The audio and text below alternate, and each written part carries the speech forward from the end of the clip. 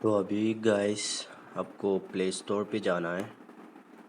उसके बाद आपको यहाँ पे गूगल प्ले स्टोर में सर्च करना है इंट्रो मेकर। तो इसको क्लिक करिए और आपको ये दिख रहा है पिंक कलर में लोगो, ये वाला लोगो एग्जैक्टली ये वाला लेना है आपको।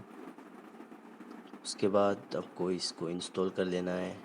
ऐसा है already downloaded in my device. So अभी मैं ओपन कर दूंगा इसको।